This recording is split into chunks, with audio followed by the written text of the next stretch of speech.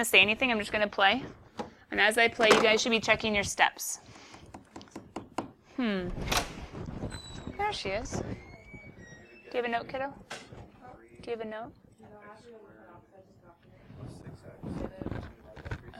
Yeah, go grab it, because otherwise they're going to... I want them to know where you've been the first couple periods. I don't want you getting called in. Thanks. Okay.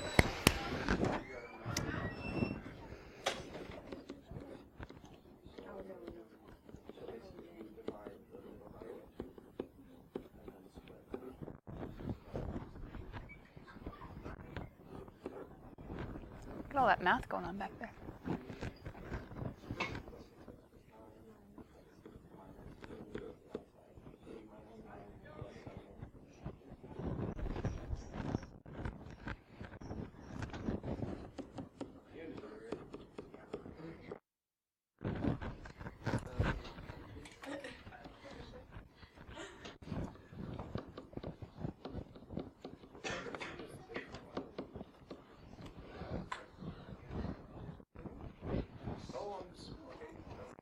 Talk it out. If you found a mistake, talk it out. And if all of you disagree with me, raise your hands, because maybe I'm wrong. You all disagree?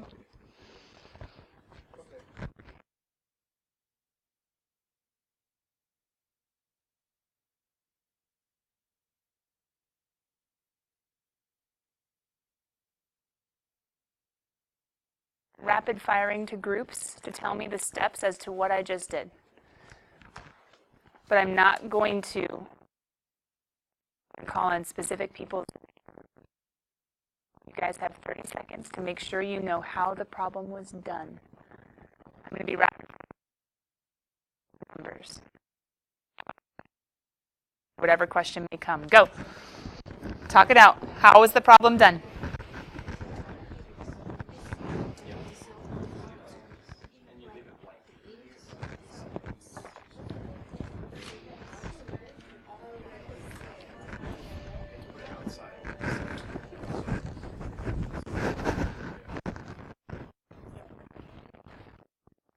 All right, 5, 3, 2, 1.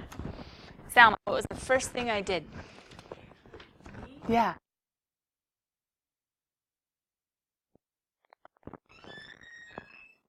Emma, help, it's okay. Good. You take out the 3. Anybody have a snazzy name for taking out? But good. Take out the 3, factor out a 3. Perfect. That's what your group said that I repeated to everybody. Take out a 3. But that's just this. That's just that. What did you wait from? So what happened to the other guy? Nice. So we took out the 3 only from the x squared and the x terms. We separated the 7 off to the side. Jason, what do we do next? Oh. No, go ahead. If you take out the 3, wouldn't that make it 7 over 3? Ah. You haven't separated the 7 yet. Well, I did say take out the 3. Got that from Salma. And then I went to Tyler. Everybody would have been, but I tried to follow up real quick with from which terms. Does that make sense? Mm-hmm. Or I actually do it all at once, to be honest, but you could do it separately. You could actually group these first, but some people to the blank in the next step. So that's why I kind of do it all at once. I go ahead and pull out the 3 from the x squared and the x. I make my blank, and then I have to write the 7. So it's up to you as to which strategy you want to use. Okay, so far we've taken out the 3 from the x squared and the x terms. We've separated the 7. We have a bit more to go. So then let's keep going. Matthew. What did I do next? You divide the 6 by 2 and then square it. That gets you 9 and then... Pause. And that gets you 9. Good. Nehemiah, what did I do next? Nehemiah. Good. Put it in a C value. But where else did you have to put it at the same time?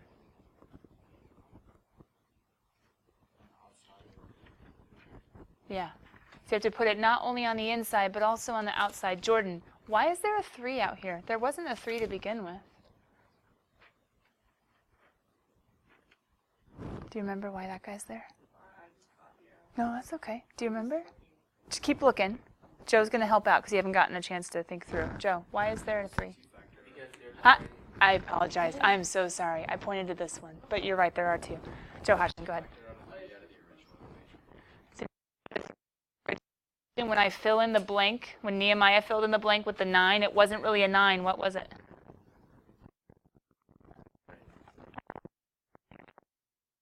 If I'm trying to keep everybody, what am I trying to keep? My equation balanced. I can't just add 27 and subtract 9. I need to subtract 27 also.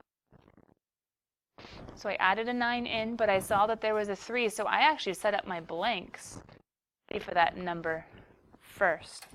Matthew said cut the 6 in half and square it, and he was right, but I technically would have gone ahead and done my blank inside and my minus blank on the inside before that step. Then I would have taken half, squared it, filled in the blanks. Okay, so far, we've taken out the 3, we've separated the 7. I've written a blank to fill in, and I've written minus 3 times a blank to keep my equation balanced. I found my special or my special last term by dividing the middle by squaring it. And now I'm moving down to this step. I'm going to take a volunteer for this one because this might be a little harder to explain. How did I get the x plus 3 squared, which is what I needed for my standard form? Tyler.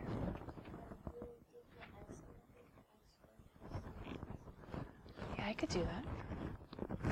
I wouldn't have thought of that, but you're totally right. It does work. I could have just taken this little guy and factored it and said, hey, what multiplies to be 9 and adds to be 6? And since they're both the same, couldn't I make it a perfect square? Yeah, that works. Does anybody else have another way that they thought through how it was? Joe, go ahead. So the equation that would be like x squared plus 2 xb plus b squared, and b is like 3, so 2b is 6, and b is like 3 squared is 9. He's doing foiling in his head. And he's saying, I know when I do x plus 3 times x plus 3, I get an outer and an inner that double the half of it. And then he's foiled it and 3 times rooted. So kind of doing the foiling backwards, forwards, all over the place, but it's working. Jason. A little shortcut that I saw in my head. Yeah. The b over 2a squared. Yeah. Is you just do b over 2a and then get rid of the squared, and then also get rid of the b value from the initial equation. It's always going to work that way.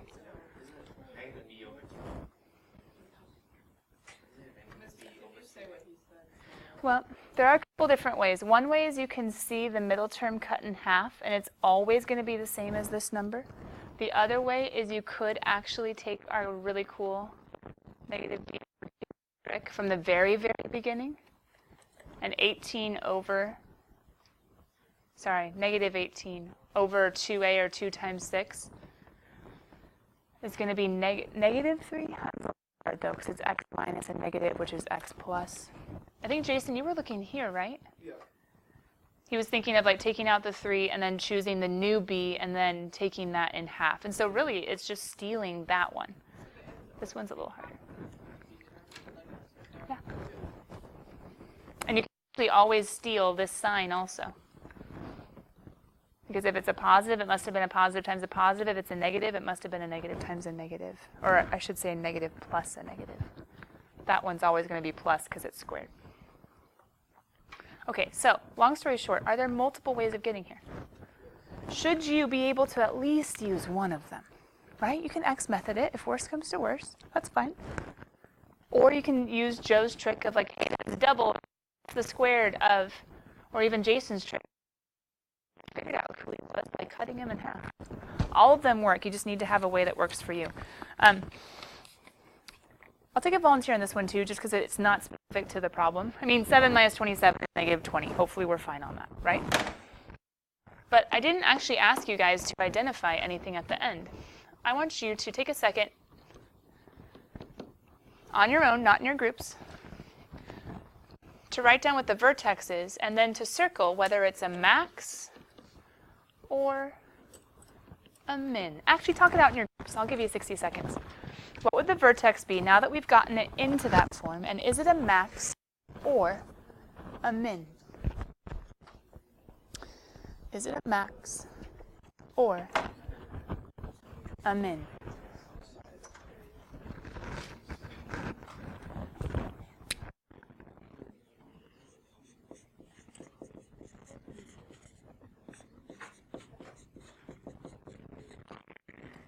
Twenty more seconds.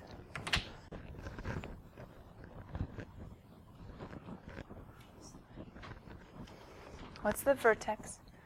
Is it a max or a min, Joe?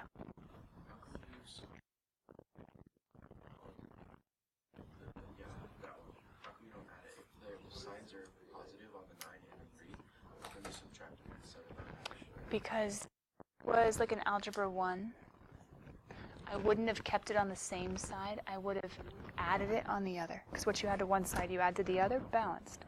The problem was, since we're in Precalc now, I want the y to stay isolated. It's just the best form for functions, to have y by itself.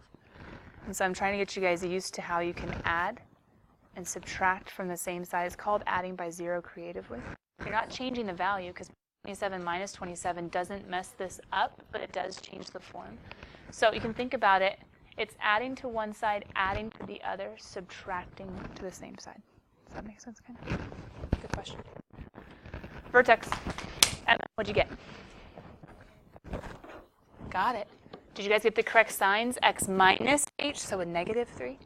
And then minus plus k, so a negative 20 would be my k value. I'm going to take a volunteer for this, because it's a hard question. Max or min? Question first, Jordan.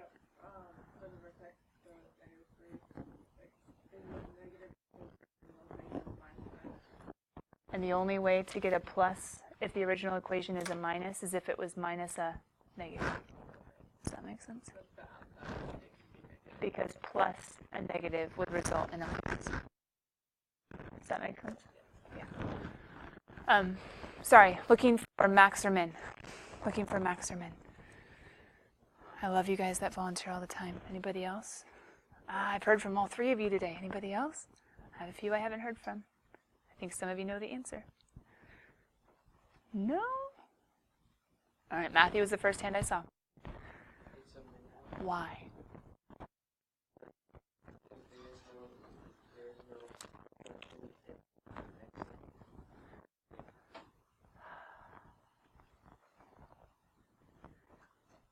What Matthew is saying is the original parabola has not been reflected, and I agree with that. It's kind of a little wordy as far as giving a clear as to why. So you're right, there wasn't a reflection, so it can't be a max. I get that, and that's good. But for others, it'd probably be easier to think of, Joe, what are you thinking? Why is it a min? It's probably easier to jump there for a lot of people. To say like, oh, hey, coefficient is positive, and wait, A is positive, so I have a min? You're just setting yourself up for failure, kiddo. I know. If A is positive, why is it a min? What's the shape of the graph? Smile. And what's a smile have? A high point or a low point? Dun, dun, dun. Let's grade homework. Get you guys moving. Some of you have been sitting too still too long. Some of you guys have been sitting too still too long. Section 2.1, let's go ahead and grade the evens. I think I have the homework already open and ready to go if we do have any questions. Thought I had it open, but I think I accidentally closed it. Sorry, guys. Here we go, 2.1. The first even should be a vocab, yeah? Axis of symmetry. Now pause. I was catching up on a couple homeworks that were due the end of last week, last night, I think, and I was trying to look through and see if any of you guys had made up any missing assignments, etc. I figured out my Google Classroom was not sending me notifications until halfway through the grading period. So if you made a change to an assignment and the score never got updated, for instance, you forgot to submit pictures even though you turned it in, or you submitted pictures but didn't turn it in, or I said something like, I'm missing a whole picture of your homework and I can't even tell if you did it or not, maybe I'll give you some partial points back. But if you didn't see a grade change and you think there should have been, pop a quick email because the notification might have never gotten sent. It wasn't turned on for the first half of the grading period. So just go peek at your homework grades tonight or tomorrow at some point and just make sure if you did make up an assignment that you got credit. But coming back, why am I talking about Google Classroom? Some of you I'm still having to take points off for you not writing quick summaries of directions and problems. Yeah, it's been 6 weeks. Go figure. So look at your homework right now. Do you have more words than just axis? You should. Well, do you have more words than just axis of symmetry? How did you fill it in? Jake, what did you write?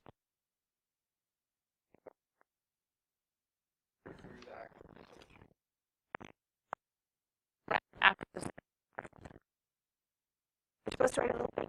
Right. Now, some of you actually fix the whole vocab thing and you're starting to write words and then you don't write any other directions for the rest of the homework. So we'll get there in a second. But number 4 is axis, number 6 is negative, and then maximum. That's counterintuitive, but it works because a negative leading coefficient means that parabola is concave down like a frown that has a maximum. Okay, number 10. Can we talk about this also? If number 10 says match graph A, first of all, what could your directions have been? Matching or match with the graphs, right? Matching or match with the graphs. Good. But writing out the details of the problem, what could that have been? Good, the function. And then how do you actually show the answer? A. No. A with a sketch. Because otherwise you come to class and you get A wrong and you're like, well, guessed wrong. Well, I don't know what happened. But if you have the sketch, you can actually see what's up on. But if you actually didn't get A, you can look at this and say like, oh, hey, did I figure out the 1, negative 2? Oh, my graph didn't match up the one I thought was right. Oh, okay, I get it. I get what I did wrong. Lauren.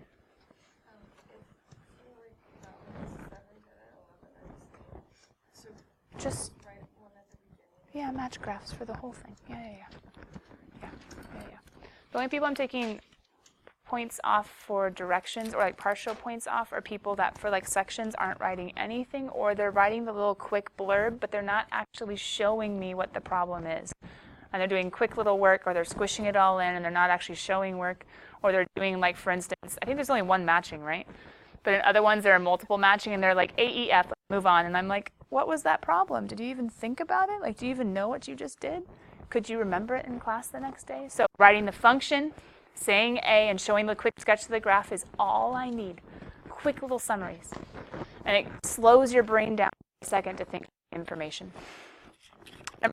So the last illustration, just because I'm taking points off, homework should be hundreds, because I don't grade on whether you're perfect in your homework. It's just, are you attempting it correctly? What were the directions for 24? You're welcome. Hope it went well. What were the directions?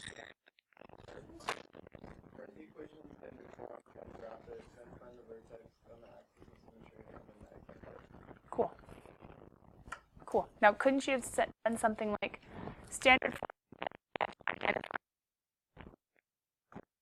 But yeah, you can shorten this. It doesn't have to be long. But I need to be able to see what the problem was. So you have the function. They went ahead and, yeah, they completed the square. They separated. They ended up with standard form. Vertex, -8, -81. Axis of symmetry, we wrote down in our notes yesterday. It's equals h, that vertical line. They went ahead and found the zero just by good old school X method. Totally fine. And they put it all together. They said, hey, if I know my vertex and my zeros, swoop, there it is, done.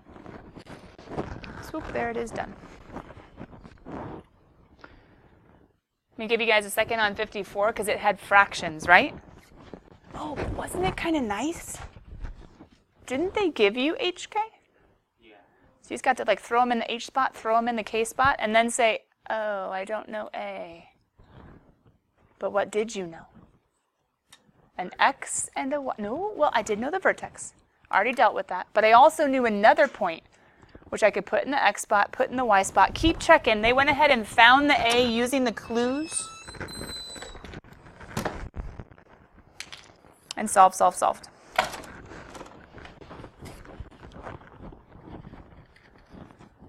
once they had their A, they were able to put that in together with the H and the K, and dun, dun, dun, dun, they were done.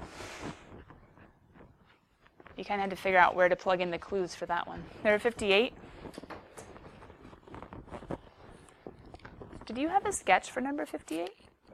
Okay. I was going to say, how did you know the x-intercepts without factoring? But you were able to look at the sketch and actually see the answers and then try to go find them with factoring, which you were able to do. It was just kind of nice you were able to look at the graph and find them there and then double check that you were right, or you could do the factoring.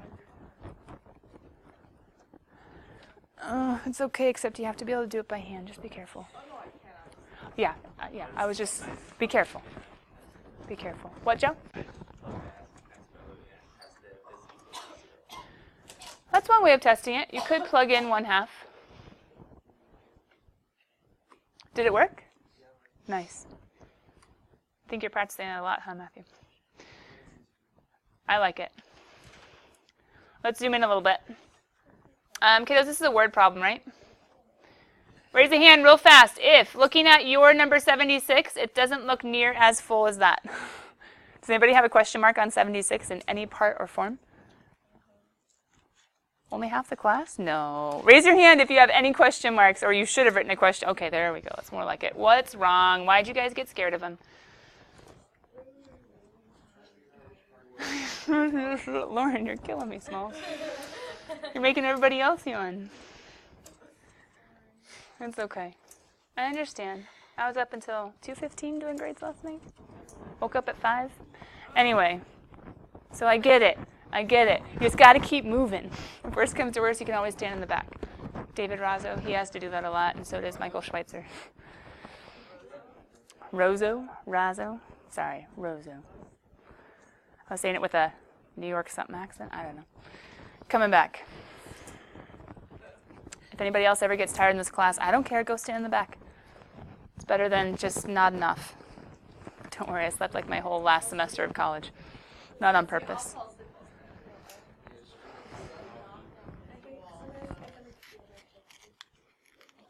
Okay, 1, 2, 3, the struggle is real. Let's come back to math. So, the path of a punted football is given by the function. Do you like that? No, but it's all right. We'll hang in there. We'll hang in there. Who's this guy? Height. Who's this guy? Horizontal distance. Because we have a little football, and he's punted. And then how far he's punted, that's going to be x, and how high he's punted, that's going to be f of x. Cool? How high is the ball when it's punted? When it's punted, how far is it from where it's punted? It is 1.5. Joe got it. That is the height, 1.5 feet. But how did he get that?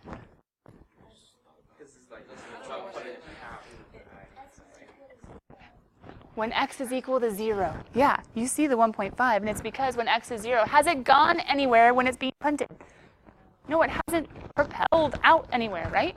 So how far is it from where it was punted? It hasn't gone anywhere yet. Oh, 0.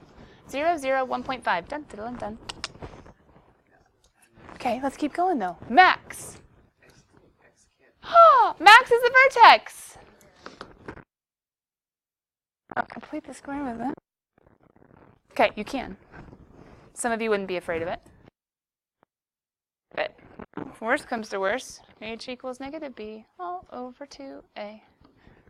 Would you like it? No. But is it possible? Yes. You could do that way. You could be a cheater, pumpkin eater, and graph it and use the max feature, second trace. Or you could be super snazzy and say, I don't need to be scared of all of this craziness. I can pull him out. And when I pull him out, I'm going to end up with 9/5 being multiplied by the reciprocal, because when I factor out, I divide. That's not that bad. Doesn't 5 go into 24 times and then 0 and then 5 times? 9 can go into.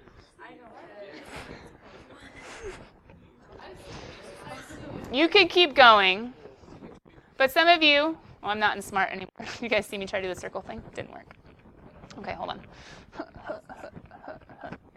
You guys know the circle thing, right? You can do like the whoosh. Yeah, there we go.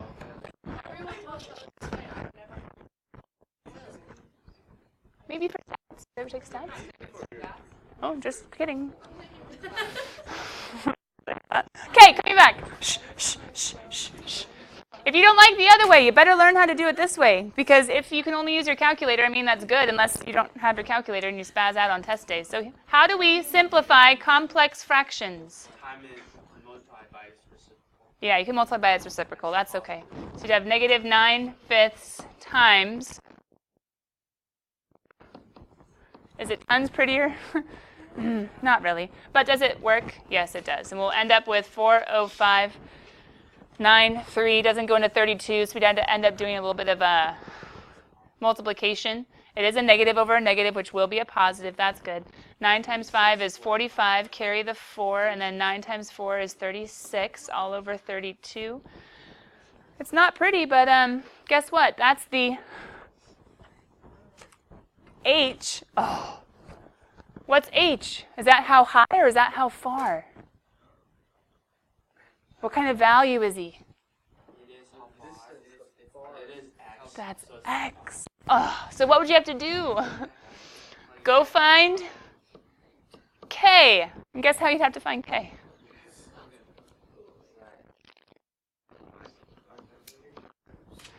You'd have to go plug in. Maybe completing the square wasn't such a bad idea, but let's go peek at the answer key really quickly. Just to save us, number 1, a little bit of time, and number 2, a little bit of mental. Hey, look! 3645 all over 32. Was I right? I was right. Did they plug it in? They did. Okay, cheat and use their 104.02. It's all right. It's all right. It's all right. You could have used your max feature in your calculator. I wouldn't make you do anything this work intensive on a test because if it was this work intensive, I'd have to allow half the class period for you guys to get there. Sadly, our mental math should be a little better than that, but it's still a really hard problem. I wouldn't force you guys to do this by hand. Maybe that, but not that. So after you plug that in, you would get 104.02. That's how high it goes because that's the K after you plug in the H. Then last but not least, letter C, 104.02 is the final answer. Letter C asks us what? So am I finding a y or an x? Good, because I need to find the distance down the field. So how long? Find x. Huh. Well, okay, find x, but I can't find x unless I know. Well, what's y if it's how far the ball goes? Y 0. We're assuming no one catches it, no one picks it up. So therefore, we're assuming it hits the ground, and that's when the punt is done. And what's it going to be when it hits the ground? We'll find the x-intercept or the field intercept. Set y equals 0 and solve. Solve. After you find the zeros. Ooh, with the quadratic formula. You have 228.64. Pause. Could you use your calculator using the max feature and use the 0 feature to find these answers? Yeah. But would you have had to play with your window and your zoom? Good thing we had the Precalc graphing calculator handbook where we played with our calculators and learned how to use them. What, Joe? Matthew.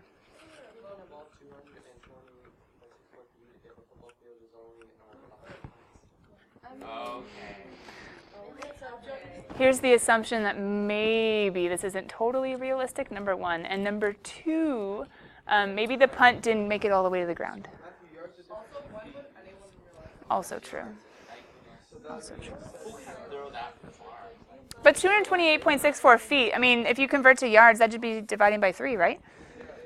And so if you divide by 3, it's not really that far down the field, is it? It'd be 76-ish? It's okay. Good thing we're not learning about the game. Okay, I'm going to start going over homework questions in just a second, but a few people had some questions over, I think, the football thing. So let me address those as you guys get your notes ready with your pencil in it. but we will go over a couple odds. Keep your homework spiral open. Jordan, what's up? Most of the stuff already consists of what you're going to be doing if you want to be an engineer. What you learn is math, or calculus. I mean, you can think of this stuff as pre-calculus. Technically, though, have I not made this talk this year? Let me wait and answer that question when I have you guys taking notes. Is that okay? That way we can be multitasking. Okay, any other questions before we go to odds? Oh, polynomial functions of higher degree. Oh, I have it up there. Polynomials of higher degrees. Question. Do you guys have any odds you want me to look at?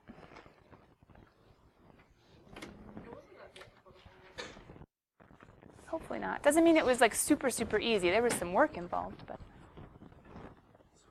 Anything? I know the air should be turning on. Hang in there. Oh, are we actually okay? Okay. The nasty ones were evens? Okay. And 76 is probably the worst one, right? Okay. Then to that end, let me get back to notes that you guys can copy, and I'll answer Jordan's question as to why. I think that was the question, basically. Where? Maybe that's a better way of asking it. Where?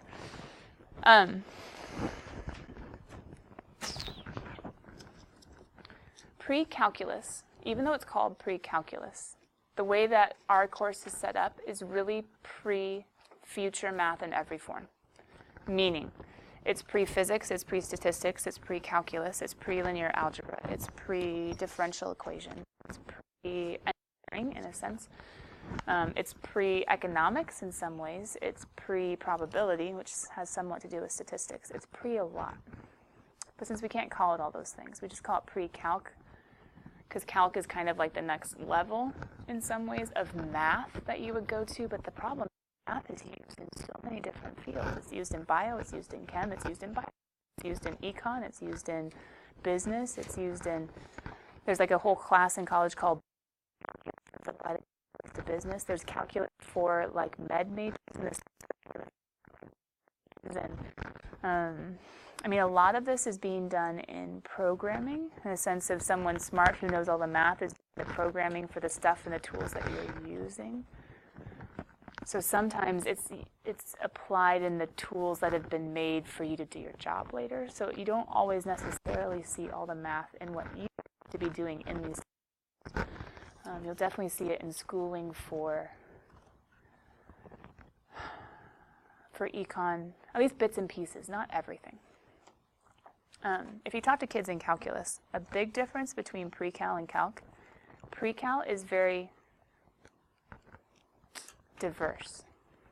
It kind of feels all year like we're jumping around between different topics. Nice thing now, we're actually really camped out on functions. And right now, specifically on polynomials, but even like chapter 1, we talked about all these different types of functions, transformations of functions, functions that are used to model. But we didn't see all the different types of models possible, of course. But math is kind of a language with which we model a lot of what goes on in other fields. And so chapters 1 and 2 is like, let's just talk about all these models, all these functions, all these different like main characteristics. Let's be able to deal with them. So if you ever have to in like a chem lab with functions, with graphing, with solving, with predicting, you'll be able to. If you ever have to do statistical analysis with regressions, you're asked to find using words, and hopefully you can translate the words into the math that you have to do, you'll be able to. In chapters 3, 4, 5, and 6, and maybe a little bit of 7, no, 6, we're going to talk about trig. And we're going to talk about trig functions. We're going to talk about trig modeling. We're going to talk about vectors. That's very much physics sort of thing, but sines and cosines show up in a lot of the sciences as well. So it's hard. Pre-cal's pre-future.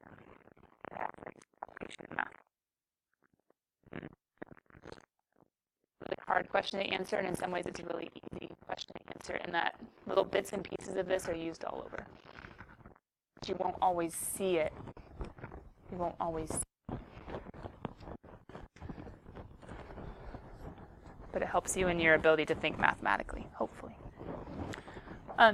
This page, even though there's a lot of writing, it's actually supposed to be really, really easy. This page.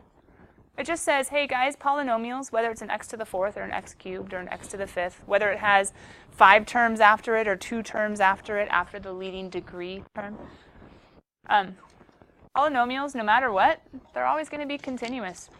No breaks, no holes, no jumps, no vertical asymptotes, no gaps. Piecewise functions, we saw earlier, can have broken pieces. This was in our Precalc graphing calculator handbook. Piecewises don't always meet up. Sometimes they're broken, but polynomials will never be broken. Polynomials will always continuously connect. We never have to worry about there being issues. So we call them always continuous, and whenever we draw a polynomial curve, always smooth turns, never sharp. Sharp turns come from piecewise functions, absolute values, etc. Always smooth turns, even though they might be quick. Yeah, I know. I know. Can you guys see the goal?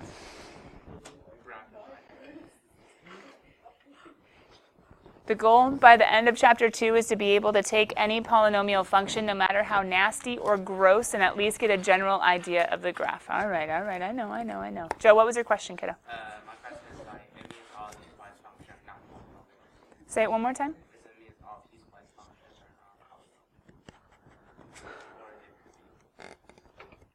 not polynomial? A piecewise function could not be defined as a polynomial, even though it might have polynomial pieces. Does that make sense? So the whole piecewise would never be characterized as a polynomial, but the pieces might be polynomials.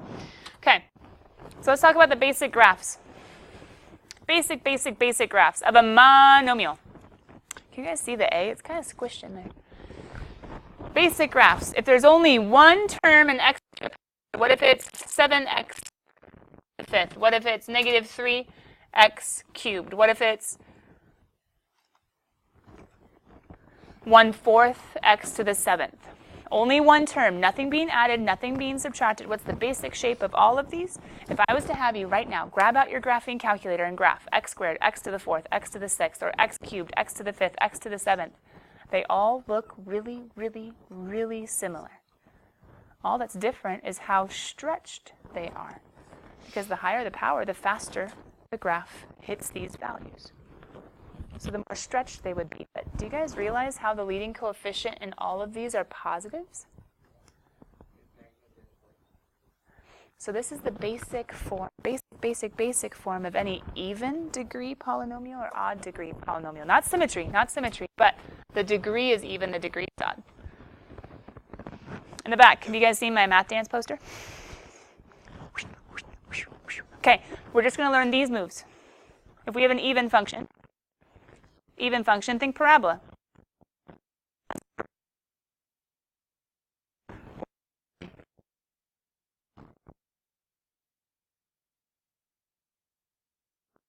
This way. This one. Function. We're going to go up to the right and down to the left. And if we have a negative, what's going to happen? Right? So we have even up, even down, odd up, down. Odd up, odd. What's all this? It's called the leading coefficient test. It's saying, look at the leading coefficient, and if it's positive, you know evens are always doing this at the ends, even if something weird's going on in between. If the leading coefficient is negative, well, guess what's going to happen? Take this one and reflect it. If you have an odd, yeah, concave down like a frown.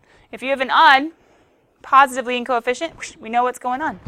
Negative leading coefficient, what's going to happen? So we're going to use words when we get back to this tomorrow. That has to do with end behavior. But all it's doing is basically putting words and then putting the snazzy notation we're going to learn tomorrow, putting words and notation to what's going on with up, up, down, down, up, down, up, down. Down, up, down. Anyway, we're going to put words to it tomorrow. We're going to learn a new notation in math, which is a side arrow that means approaches, which is kind of exciting. For me, not really for you. You don't get how it's really exciting until chapter 12. Anyway, oh well. We will talk about how to put notation to that. But guys, what we're really trying to do, let me show you, is get to a place where I give you something like this and say, get me a picture. And you're like, with a calculator? And I say, But will you be able to do it? And the answer is yes. Come back ready tomorrow at the very beginning of class to bust this out. Tonight, I would say, don't do math. Catch up in other classes. Tomorrow's going to be a math night, not so much tonight. Bye, guys.